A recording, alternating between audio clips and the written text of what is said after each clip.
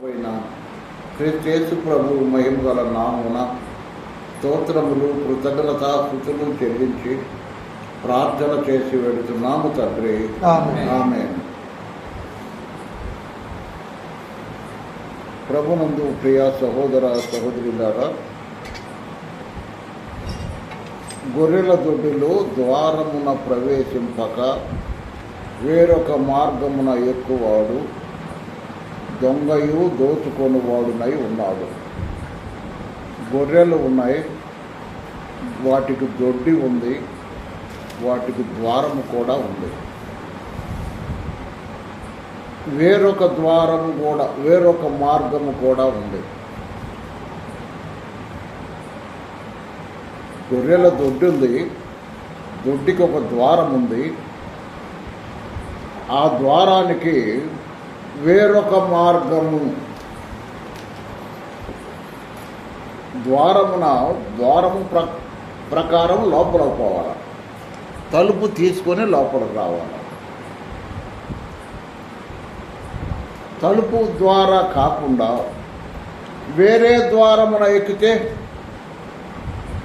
వాడు దొంగ, దోచుకునేవాడు.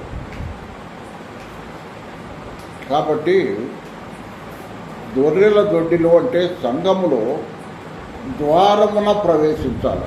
ద్వారము ఎవరు? యేసు ప్రభు 7-8 వచనాలు అన్నాడు చూడండి. గొర్రెలు పోవు ద్వారమును నేనే. కాబట్టి యేసు ప్రభు నమ్ముకొని సంఘంలో చేర్చబడాలి. యేసు ప్రభు నమ్ముకోకుండా సంఘంలో చేర్చబడి వచ్చినా కానీ నువ్వు సభ్యుడవు కావు, సభ్యురాలవు కావు. నమ్ముకుంటేనే నువ్వు సభ్యురాలవు లేక సభ్యుడవు. కాబట్టి నమ్ముకోకుండా నేను కూడా అంటే ప్రయోజనము లేదు. ద్వారమున ప్రవేశించేవాడు ఎవరంటే గొర్రెల కాపరి. గొర్రెల కాపరి తన గొర్రెల కొరకు ద్వారము గుండానే ప్రవేశిస్తాడు. అతనికి ద్వారపాలకుడు తలుపు తీయను. ద్వారముంది, ద్వారపాలకుడు కూడా ఉన్నాడు. గొర్రెలు ఉన్నాయి, గొర్రెల దొడ్డి ఉంది. గొర్రెలు అతని శబ్దము వినను. అతడు స్వకీయమైన గొర్రెలను లేక సొంత గొర్రెలను పేరు పెట్టి పిలిచి వాటిని వెలుపలికి నడిపించును. ద్వారమును ప్రవేశించిన గొర్రెల కాపరి వాటిని పేరు పెట్టి పిలుస్తాడు. పేరు పెట్టి పిలిచి వాటిని వెలుపలికి నడిపిస్తాడు. ఎందుకు? పచ్చిక గల చోట్లకు, శాంతికరమైన జలముల యొద్దకు వాటిని నడిపిస్తాడు. మరియు అతడు సొంత గొర్రెలు లేక స్వకీయమైన గొర్రెలను అన్నిటినీ వెలుపలికి నడిపించినప్పుడల్లా వాటికి ముందుగా నడుస్తాడు. ఎందుకు గొర్రెలకు కాపరి ముందుగా నడుస్తాడు అంటే, ఏ అపాయం వచ్చినా ముందు కాపరికే వస్తుంది. గొర్రెలను తాకాలంటే కాపరిని దాటాలి. అందుకని కాపరి గొర్రెలకు ముందు నడుస్తాడు. అదే సమయంలో కాపరిని వెంబడిస్తాయి గొర్రెలు, అందుకని ముందు నడుస్తాడు. మేకలు ఉన్నాయి, మేకలు కాపరిని వెంబడించవు. అందువలన మేకలను గొర్రెల కాపరి మేకలకు వెనక నడుస్తాడు. ఎందుకంటే అవి అటు ఇటు వెళ్ళే లక్షణాలు కదా. కాపరిని వెంబడించవై మేకలు కాపరిని వెంబడించవు, వాటికి ఇష్టం వచ్చినట్టుగా పోతాయి. యేసు ప్రభు ఒక ఉపమానంలో చెప్పాడు, గొర్రెలంటే దేవుని ఏర్పాటులో ఉన్న దేవుని ప్రజలు, మేకలంటే దేవుణ్ణి నమ్మని వారు, దేవునికి దూరముగా ఉన్నవారు. కాబట్టి వాటికి ఇష్టం వచ్చినట్టుగా పోతాయి. గొర్రెలు అలా పోవు. ముందు కాపరి పోతుంటే కాపరి వెనుక ఒక గొర్రె ఉంటుంది. ఆ గొర్రెని కాపరి గొర్రె అంటారు. ఆ కాపరి గొర్రె యజమానుని అడుగుజాడల్లో పోతూ ఉంటుంది, లేక ముందు వెళ్ళే కాపరి అడుగుజాడల్లో వెళుతూ ఉంటుంది. కాపరి గొర్రెను అనుసరిస్తూ ఉంటాయి మిగతా గొర్రెలన్నీ. గమనించారా? నేను ఇదివరలో చాలాసార్లు మీకు చెప్పాను.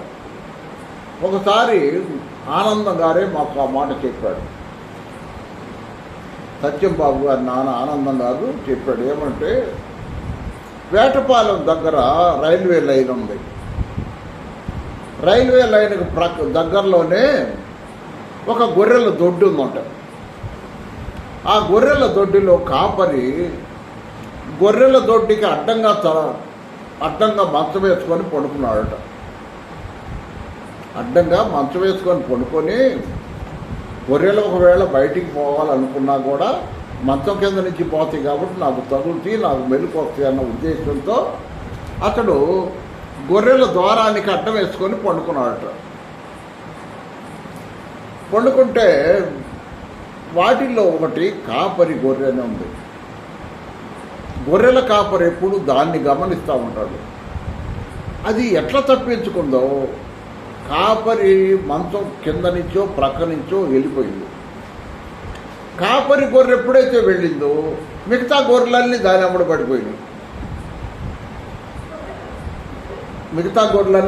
పడిపోయినాయి. తర్వాత రైలు కోత వినపడిందంట కాపరికి. రైలు కోత వినపడలేకే మెలకు వచ్చింది. చూస్తే ఒక్క గొర్రె లేదు దొడ్లు. అన్నీ వెళ్ళి ఎక్కడుండే బేరాడితే తెల్లగా వెన్నెల్లో కనపడుతున్నాయంట. ఎక్కడ? రైలు కట్ట మీద పడుకున్నాయంట. అన్నీ పోయి రైలు కట్ట మీద పడుకున్నాయంట. ఎందుకు? రైలు కట్ట మీద కాపరి గొర్రె పడుకుంది, అందుకని అక్కడ పోయి పడుకున్నాయి అన్నీ దాంతోపాటు. ఇక కాపరి పరిగెత్తి రైలు వచ్చేలేకే అన్నిటిని దాటిపోయి కాపరి గొర్రె అతనికి తెలుసు. కాపరి గొర్రెను ఒక్క ఏటు వేసాడంట. కాపరి గొర్రెను ఎప్పుడైతే ఒక్క ఏటు వేసాడో అది ఎగిరి రైలు కట్ట మీద నుంచి కిందకు దూకింది. అన్నిటినీ కదిలీలా కాపరి గొర్రెనే కొట్టాడట. కాపరి గొర్రె ఎప్పుడైతే రైలు కట్ట మీద నుంచి ఎగిరి యువతలకు వచ్చిందో అన్నీ దాంతోపాటు మొత్తం వచ్చేసినాయట. అట్లా ఆ సందర్భాన్ని మాకు చాలాసార్లు చెప్పారు ఆయన. కాబట్టి కాపరి గొర్రె అనేది గొర్రెల కాపరిని అనుసరించేది. అతనికి ద్వారపాలకుడు తలుపు తీయను, గొర్రెలు అతని శబ్దము వినను. అతడు స్వకీయమైన గొర్రెలను పేరు పెట్టి పిలిచి వాటిని వెలుపలికి నడిపిస్తాడు. నడిపిస్తాడు అంటే ప్రతి గొర్రె కాపరికి పరిచయమే. ప్రతి గొర్రె కూడా కాపరికి పరిచయమే. ఆయన నన్ను నమ్మి చూడండి, నహూము గ్రంథంలో ఆ మాట ఉంది. నహూము గ్రంథంలో ఆ మాట చదువుదాం చూడండి. నహూము గ్రంథం 1వ అధ్యాయం 7వ వచనం.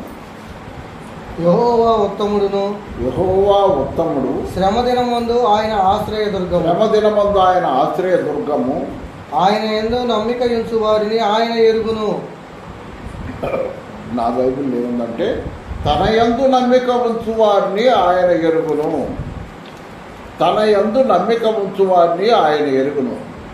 ఎవరు ఆయన యందు నమ్మిక ఉంచారో ఆయనకు తెలుసు అంటారు. అందుకనే వచ్చినా కూడా ఆయన ఎరుగును. ఎవరు నమ్మకం ఉంచారో ఎవరు నమ్మకం ఉంచలేదో ఆయనకు తెలుసు. గమనించారా? కాబట్టి ఆయనకు ఎవరు నమ్మిన వారో ఎవరు నమ్మని వారో ఆయన తెలిసినప్పుడు నువ్వు ఆయన ఎరుగుదువా? ఆయనకు నువ్వు తెలిస్తే తెలియచ్చు, కానీ నువ్వు ఆయన ఎరుగుదువా? యోహాను రాసిన మొదటి పత్రిక 1వ అధ్యాయం. యోహాను రాసిన మొదటి పత్రిక 1వ అధ్యాయం 4వ వచనం, 2వ అధ్యాయం 4వ వచనం, 2-4. ఆయనను ఎరిగి ఉన్నానని చెప్పుకొనుతూ ఆయన ఆజ్ఞలను గైకొనని వాడు అబద్ధికుడు. యేసు ప్రభు అంటే నాకెందుకు తెలియదండి, నేను నమ్ముకున్నాను కదా అంటారు. అని చెప్తారు, కానీ ఆయన ఆజ్ఞల ప్రకారం నడుచుకోరు. ఏంటి ఆయన ఆజ్ఞలు? ఆయన ఆజ్ఞలేంటి? మారు మనస్సు పొందటం ఆయన ఆజ్ఞ, బాప్తీసం తీసుకోవటం ఆయన ఆజ్ఞ. ఏది? మారు మనస్సు పొంది బాప్తీసం. మారు మనస్సు పొందకుండా ఊరికి నీళ్ళల్లో మునగటం కాదు. మారు మనస్సు పొంది మనస్సు మారి అప్పుడు బాప్తీసం తీసుకోవాలి. రెండవది, బాప్తీసం తీసుకున్న వాళ్ళు ప్రతి ప్రభువు దినమున ప్రభు శరీరమును రక్తమును తీసుకొని ప్రభువును జ్ఞాపకం చేసుకోవాలి. అంత మాత్రమే కాదు, దేవుణ్ణి ఆత్మతో సత్యముతో ఆరాధించాలి, యథార్థముగా. మూడోది, దేవుణ్ణి ఘనపరుస్తూ కానుక సమర్పించాలి. దేవుణ్ణి ఘనపరుస్తూ కానుక సమర్పించాలి. అదే సమయంలో ఆయనకు సాక్షిగా జీవించాలి. నీ జీవితము ద్వారా ప్రభువుకు మహిమ కలగాలి. తరువాత నశించిపోతున్న ఆత్మల భారము కలిగి పనిచేయాలి. అది ఆయన ఎరిగిన వాళ్ళు చేసే పని. చేస్తున్నావా? ఎవరికన్నా చెప్తున్నావా? ప్రభువుకు సాక్షిగా జీవిస్తున్నావా? క్రీస్తు సాక్షిగా నీవు ఉంటావా? నీదు సాక్ష్యము నిలుపుకుంటావా? అన్యజనుల మధ్యను మధురనామము, అన్యజనుల మధ్యను క్రీస్తు మధురనామము, నీ వలన స్తుతింపబడుతున్నదా, నీ ప్రియల వలన అవమానం పొందుతున్నదా. కాబట్టి ఊరికి పాట పాడటం కాదు, నువ్వు ప్రభువుకు సాక్షిగా జీవిస్తున్నావా? ఎరిగి ఉన్నాను యేసు ప్రభువును అని ఆయన ఆజ్ఞలను గైకొనకపోతే అబద్ధికుడే, అబద్ధికురాలి. వానిలో సత్యము లేదు, అంటే వాక్యానుసారమైన జీవితము లేదు. యేసు ప్రభువు కూడా లేడు. కాబట్టి ఆయన్ని ఎరిగి ఉన్నానని అబద్ధం చెప్పాక, నేను నమ్ముకున్నానని అబద్ధం చెప్పాక, నమ్ముకుంటే నీలో ఆయన క్రియలయ్యి, నమ్ముకుంటే నీలో ఆయన క్రియలయ్యి. కాబట్టి ఆయన తన స్వకీయమైన సొంత గొర్రెలను పేరు పెట్టి పిలుస్తాడు. ఆయన గొర్రెలేవో గొర్రెలు కానివేవో ఆయనకు తెలుసు. వాటిని వెలుపలికి నడిపిస్తాడు. ఎందుకు నడిపిస్తాడు? పచ్చిక గల చోట్ల, ఎక్కడ వాక్యం ఉంటుందో అక్కడికి నడిపిస్తాడు. ఎక్కడ శాంతికరమైన జలములు ఉంటాయో అక్కడికి నడిపిస్తాడు. మరియు అతడు తన సొంత గొర్రెలను లేక స్వకీయమైన గొర్రెలను అన్నిటినీ వెలుపలికి నడిపించున్నప్పుడల్లా వాటికి ముందుగా నడుచును. ఎందుకు ముందుగా నడుస్తాడు? వాటికి అపాయం రాకుండా, అవి తనను వెంబడిస్తాయి కాబట్టి ముందుగా నడుస్తాడు. గొర్రెలు అతని శబ్దం ఎరుగును. గొర్రెలు అతని శబ్దం అంటే ఆ గొర్రెలు నీ పిలిచే శబ్దము వాటికే తెలుసు, కానీ వేరే గొర్రెలకు తెలియదు. వారి యజమానుడు ఎవరో, వారి కాపరెవరో, ఆ శబ్దం ఎవరిదో అవి మాత్రమే గుర్తుపడతాయి. వేరే గొర్రెలు గుర్తుపట్టరు. అవి అతన్ని వెంబడిస్తాయి. ఏది? అతని శబ్దం ఎరిగి. అతని శబ్దం ఎరిగంటే, శబ్దం అంటే స్వరము. అతని స్వరం ఎరిగి వెంబడిస్తాయి. అది వాళ్ళ కాపరి స్వరమా కాదా? ఒకసారి ఇదే సందర్భం మళ్ళీ చెప్పాడు. ఒకసారట గొర్రెల కాపరి ఏదో ఒకలాంటి పిలుపుతో అరుస్తున్నాడట. అయ్యా, నువ్వు అరిచినట్టు నేను కూడా అరుస్తాను. గొర్రెలు నా దగ్గర, నువ్వు అరిస్తే నీ దగ్గరకు వస్తున్నాయి కదా, నేను కూడా అరుస్తాను, మరి నా దగ్గరకు కూడా వస్తాయా అని అంటాడు. అరిచూడన్నాడంటాడు ఆడు గొర్రెలు కాపాడు. ఎట్లా అంటే ఇట్లానే అరిసేలేకే అన్ని గొర్రెలు అతని దగ్గరకు వచ్చినాయంట. ఎవరు? వాళ్ళ కాపరి దగ్గర. ఆ కాపరి అరిసినట్టే ఇతను కూడా అరిచాడంట. ఒక్క గొర్రె రాలేదంట. ఆ కాపరి అరిసినట్టే ఇతను కూడా అరిచాడంట. ఒక్క గొర్రె రాలేదంట. ఇదేందయ్యా, నీలాగానే నేను కూడా అరిచాను కదా, ఎందుకు రాలేదంటే స్వరంలో తేడా వచ్చింది అన్న. నా స్వరము అవి గుర్తుపడతాయి, నీ స్వరం తేడాగా ఉంది కొద్దిగా.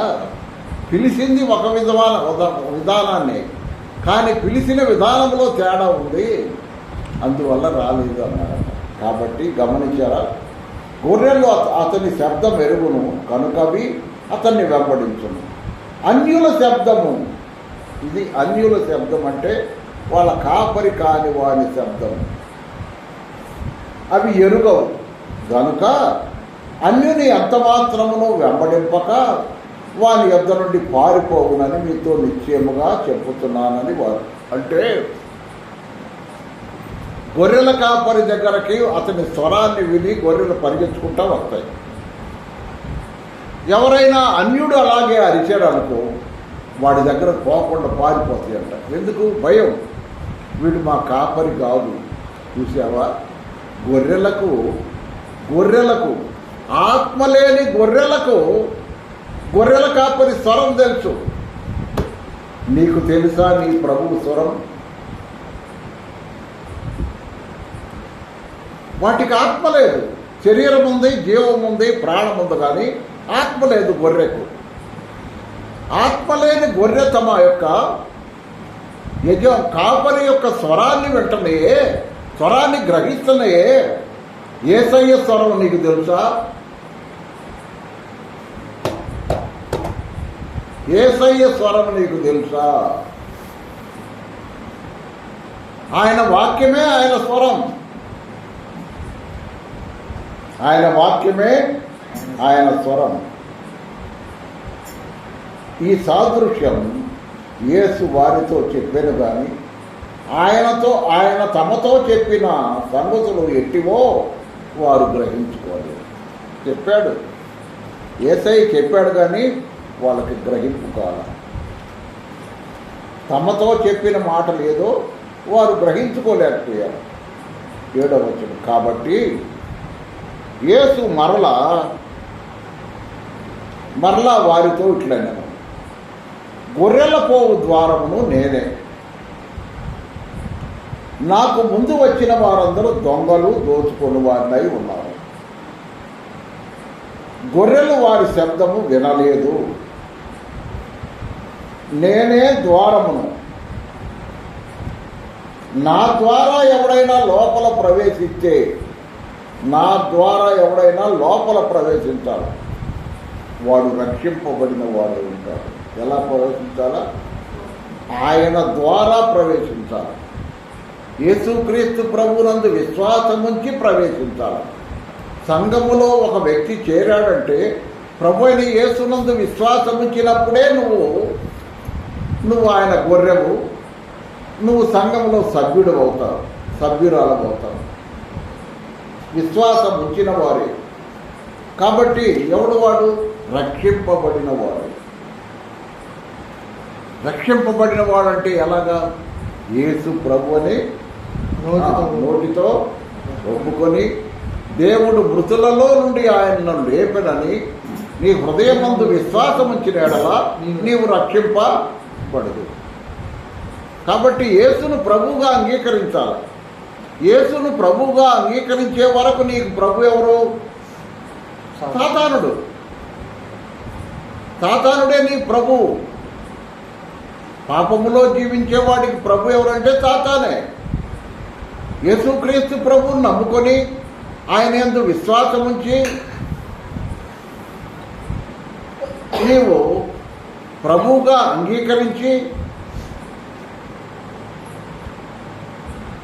ఆయన నీ కొరకు సిలువలో తన రక్తాన్ని కార్చాడని, నీ కొరకు తన ప్రాణం పెట్టాడని, నీ కొరకు చనిపోయి సమాధి చేయబడి తిరిగి లేచాడని ఎప్పుడైతే నువ్వు నమ్ముతావో అప్పుడు నువ్వు పాతాళ అగ్నిగుండాన్ని, నరకాన్ని తప్పించుకుంటావు.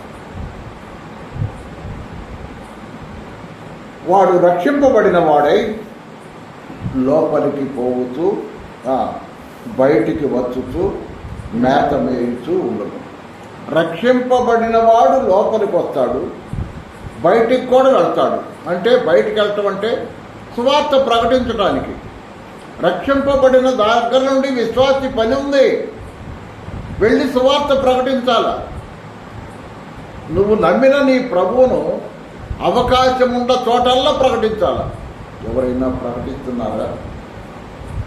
ఎక్కడైనా చెప్తున్నారా? నువ్వు పనిచేసే చోట యేసు ప్రభువును నమ్ముకోమని, నీకు అనుకూలమైన వాళ్ళు, నీతో మాట్లాడే వాళ్ళతో నువ్వు మాట్లాడుతున్నావా?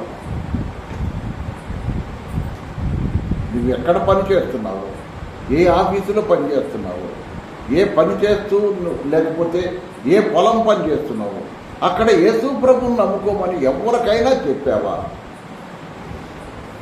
ఒక్కసారి ఆలోచించుకో. ఎన్ని సంవత్సరాలైంది నువ్వు నమ్ముకొని? రోజు కనీసం ఒక్కళ్ళకి చెప్పినా ఎన్ని సంవత్సరాలైంది ఇప్పుడు నువ్వు నమ్ముకొని? ఒక్కసారి ఆలోచించు. ఎందుకో తెలుసా?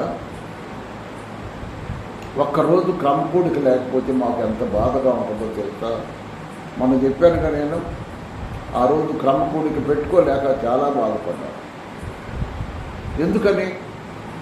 ఈరోజు ఎవరికి చెప్పలేకపోయాం, యేసు ప్రభువుని గురించి ఎవరికి చెప్పలేకపోయామని బాధ మాకు. ఆ బాధ ప్రతి విశ్వాసికి ఉండాలి. ఈరోజు నేను దేవుని గురించి, నన్ను రక్షించిన ప్రభువుని గురించి, నా కొరకు ప్రాణం పెట్టిన ప్రభువుని గురించి నేను ఎవరికి చెప్పలేకపోయాను అనే తపన నీలో ఉండాలి. అది నిజమైన విశ్వాసి యొక్క లక్షణం. లోపలికి పోవాలా, బయటికి రావాలి. లోపలికి వస్తే వాక్యం వినాలి, బయటికి పోతే సువార్త ప్రకటించాలి. బయటికి వచ్చుచు, లోపలికి పోవచ్చు, బయటికి వచ్చుచు మేత మేయుచూ ఉండును. మేత, వాక్యం అనే మేత. వాక్యం లేకపోతే నువ్వేం చెప్తావు? పోయి రోజు ఒకటేనా? రోజు ఒకే మాట కాదు. ఏ రోజుకు ఆ రోజు దేవుడు నీకు అందిస్తూ ఉంటాడు. అందువల్లనే సంఘానికి రావాలి. మనం ఆరాధనలో ప్రతిసారి ఒక రకమైన నడిపింపును దేవుడు మనకిస్తున్నాడు. మరి అది విన్నాం కదా. యేసు ప్రభు ఎందుకండి సిలువకు వెళ్ళాడు, ఎందుకు కోరుకున్నాడు అనేది మన ఆరాధనలో మనం ఎందుకు చెప్పుకున్నాం? ఏం చెప్పుకున్నాం? సిలువను ఎందుకు సహించాడు, ఎందుకు కోరుకున్నాడు? తండ్రితో ఉండే ఆనందం, తన ఎదుట ఉన్న ఆనందము కొరకై, తండ్రి కుడిపార్శ్వంలో కూర్చునే ఆనందం, దాని కొరకై ఆయన తన శరీరాన్ని అప్పగించాడు, తన రక్తాన్ని, ప్రాణాన్ని ధారపోశాడు. మనల్ని రక్షించుకోవటానికి, మనల్ని తనవారుగా చేసుకోవటానికి ఆయన ఆ విధముగా చేశాడని మనం ఆరాధనలో జ్ఞాపకం చేసుకున్నాం. కాబట్టి మన మీద ఆయన ఎంత ఆశ పెట్టుకున్నాడో చూసావా? క్రీస్తు విరోధితో యుద్ధం చేయటానికి, యుద్ధంలో ఆయన జయమొందటానికి, సదాకాలము నూతన యెరూషలేము పట్టణంలో ఆయనతో పాటు మనం ఉండాలనే ఆశతో ఆయన మనల్ని రక్షించాడు. కాబట్టి వాడు రక్షింపబడిన వాడై లోపలికి పోవచ్చు, బయటికి వచ్చుతూ మేత మేయుచుండును. దొంగతనము, హత్య, నాశనము చేయుటకు వచ్చును. ఎవడు దొంగ? ఏం చేస్తాడు? దొంగతనం చేస్తాడు, హత్య చేస్తాడు, నాశనం చేస్తాడు. కానీ మరి దేనికి రాడు. ఇది దొంగ పని.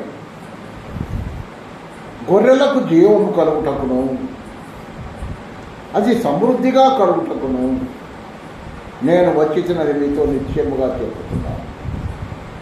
నేను దొంగను కాదు, నేను దొంగతనం కోసం రాలేదు, నేను హత్య చేయడానికి రాలేదు, నేను నాశనం చేయడానికి రాలేదు, గొర్రెలకు జీవం ఇవ్వటానికి వచ్చాను, సమృద్ధిగా కలుగు చేయడానికి వచ్చాను అని ప్రభు చెప్తున్నాడు. జీవము కలుగు చేయడానికి వచ్చాను, సమృద్ధిగా కలుగు చేయడానికి వచ్చాను. కొద్ది కాదు, సమృద్ధిగా. సమృద్ధిగా కలుగు చేయడానికి వచ్చాను, కొద్దిగా కాదు. సమృద్ధి జీవం అంటారు దాన్ని. ఇదివరకు టీవీలో ఈ పేరు మీద వాక్యం చెప్పేవాడు ఆయన మాచిరామణి గారు కొడుకు. మరి ఇప్పుడు నాకు తెలియదు, టీవీలు చూడలేదు నేను. ఈ టీవీలు చూడు కదా, లేదు నాకు చూడలేదు, ఎక్కడా చూడలేదు. కాబట్టి నేను వచ్చినాను మీతో నిశ్చయముగా చెప్తున్నాను. నేను గొర్రెలకు మంచి కాపరిని. మంచి కాపరి అంటే మనం విన్నాం కదా మనం. ఏంది మంచి కాపరి అంటే గుర్తు? ప్రాణం పెట్టేవాడు. మంచి కాపరి అనే మాటకు అర్థం ఏంటంటే ప్రాణం పెట్టేవాడు. అదిగో ఇక్కడ అన్నాడు చూడు, మంచి కాపరిని. మంచి కాపరి గొర్రెల కొరకు తన ప్రాణం పెట్టును. జీతగాడు గొర్రెల కాపరి కాడు. ఏ రోజు జీతం ఆ రోజు తీసుకుంటారు, లేకపోతే జీతం కొరకు పనిచేసేవాళ్ళు జీతం కొరకు పని చేస్తారు. అటువంటి వాడు జీతగాడే. గొర్రెల గురించి వాడికి బాధ ఉండదు, గొర్రెల గురించి వాడికి బాధ్యత ఉండదు. కాబట్టి జీతగాడు గొర్రెల కాపరి కాడు కనుక గొర్రెలు తనవి కాని అందున తోడేలు వచ్చుడు చూచి గొర్రెలను విడిచిపెట్టి పారిపో. తోడేలుంది, అది ఏం చేస్తుంది? గొర్రెలను పట్టి చెదరగొట్టింది. జీతగాడే గనక గొర్రెలను గురించి లక్ష్యం చేయక పారిపోను. నేను గొర్రెల మంచి కాపరిని. తండ్రి నన్ను ఎలాగూ ఎరుగునో, నేను తండ్రిని ఎలాగూ ఎరుగుదునో, అలాగే నేను నా గొర్రెలను ఎరుగుదును. తండ్రి నన్ను ఎరుగును, నేను తండ్రిని ఎరుగుదును, నేను నా గొర్రెలను కూడా ఎరుగుదును. చూడండి, ప్రభు అయిన యేసుక్రీస్తు వారు తండ్రిని ఎరుగును, తండ్రి ఆయనను ఎరుగును, నేను నా గొర్రెలను ఎరుగుదును. ఎరగకుండా ఉండటం కాదు. యేసయ్య ఏం చేయగలడో నీకు తెలుసా? యేసయ్య ఏం చేయగలడో నీకు తెలుసా? ఏమైనా చేయగలడు. ఆయనకు అసాధ్యమైంది ఏది లేదు. నా గొర్రెలు నన్ను ఎరుగును.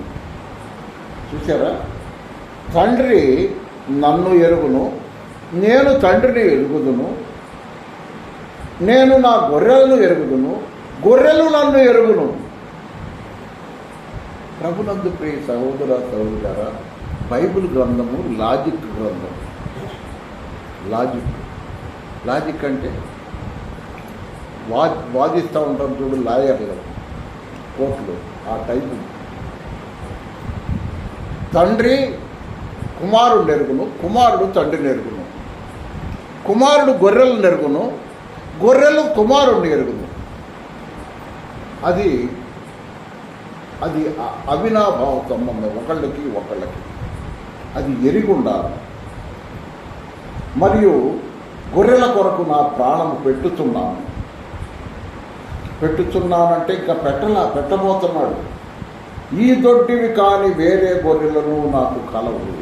ఈ దొడ్డివి కానివంటే ఇశ్రాయేలు దొడ్డే ఉంది. దొడ్డి ప్రభు ఎక్కడ మాట్లాడుతున్నాడు? ఇశ్రాయేలీలు యూదుల మధ్య మాట్లాడుతున్నాడు. అందువలన ఈ దొడ్డివి కానివంటే మనమే, వేరే దొడ్డి గొర్రెలు అంటే మనమే, అన్యులము. వేరే గొర్రెలను నా కలవు, వాటిని కూడా నేను తోడుకొని రావాలా. అవి నా శబ్దం వింటాయి. అప్పుడు మంద ఒకటియు గొర్రెల కాపరి ఒక్కడియు అవును. అంటే యూదులను ఇశ్రాయేలీలను ఇటు అన్యులను కలిపి ఒకే సంఘము చేస్తాడు ప్రభు. ఎట్లా? అపోస్తులు ఉన్నారు, వాళ్ళు యూదులు ఇశ్రాయేలీలు. ప్రవక్తలు ఉన్నారు, వాళ్ళు యూదులు ఇశ్రాయేలీలు. సువార్తికులు ఉన్నారు, వాళ్ళు యూదులు ఇశ్రాయేలీలు. కాపర్లు ఉన్నారు, వారు యూదులు ఇశ్రాయేలీలు. సువార్తికులు ఉన్నారు, కాపర్లు ఉన్నారు, ఉపదేశకులు ఉన్నారు, వాళ్ళు యూదులు ఉన్నారు, అన్యులు ఉన్నారు. కాబట్టి రెండు తెగల్లో నుంచి తీసుకున్నాడు. అటు యూదులు ఇశ్రాయేలీల్లో నుంచి, ఇటు అన్ని జనుల్లో నుంచి కూడా తీసుకుంటున్నాడు. అది సంఘం. కాబట్టి వాటిని నేను తోడుకొని రావలను, అవి నా శబ్దము వినను. అప్పుడు మంద ఒక్కటియు గొర్రెల కాపరి ఒక్కడును అగును. మంద ఒకటే మొత్తం కలిపి, గొర్రెల కాపరి ఒక్కడే. నేను దాన్ని మరలా తీసుకున్నట్లు నా ప్రాణం పెట్టుకున్నాను. నేను నా ప్రాణం పెట్టగలను, దాన్ని తిరిగి తీసుకోగలను. ఎందుకంటే ఇందువల్లనే నా తండ్రి నన్ను ప్రేమిస్తున్నాడు. ప్రాణం పెట్టే కుమారుణ్ణి బట్టే తండ్రి ప్రేమిస్తున్నాడు. తన కుమారుని నలగగొట్టుటకు యెహోవాకు ఇష్టమాయని అది ఇష్టపడి చేశాడు ప్రభు. ఎవడు నా ప్రాణం తీసుకొనడో నా అంతట నేనే దాన్ని పెట్టుతున్నాను. దాన్ని పెట్టుటకు నాకు అధికారం కలదు, దాన్ని తిరిగి తీసుకొనుటకు నాకు అధికారం కలదు. నా తండ్రి వలన ఈ ఆజ్ఞ పొందితిని అని. అది పెట్టేది కానీ తీసుకునేది కానీ అది తండ్రి వల్ల ఆజ్ఞ పొందింది. ఈ మాటలను బట్టి యూదులలో మరల భేదం పుట్టను. వారిలో అనేకులు వాడు దయ్యం పట్టిన వాడు, వెర్రివాడు, వాని మాట ఎందుకు వింటున్నారని, మరికొందరు ఈ దయ్యం పట్టిన వారి మాటలు కావు, దయ్యము గుడ్డివారి కన్నులు తెరవగలదా అని కొందరు అన్నారు. ఇలాగా వాళ్ళల్లో వాళ్ళకి భేదం కలిగింది. ఈ రాత్రి దేవుని వాక్యం వింటున్న ప్రియ సహోదర సహోదరులారా, ప్రభు అయిన యేసుక్రీస్తు వారు ఎంత విపులముగా మాట్లాడాడో చూడండి. ఎంత విపులముగా మాట్లాడాడు. ఈ రాత్రి దేవుని వాక్యం విన్నాం. విన్న ప్రకారం మనం చేద్దామా? విని లేచి వెళ్ళిపోదామా? విని లేచి వెళ్ళిపోయి మళ్ళీ మామూలే అట్ట కాదు. విన్న ప్రకారం జీవిద్దాం. విన్న ప్రకారం జీవిస్తే ప్రభువు సంతోషిస్తాడు, పరలోకమందుల తండ్రి సంతోషిస్తాడు. అలా చేద్దాం. ప్రార్థన చేస్తున్నాం.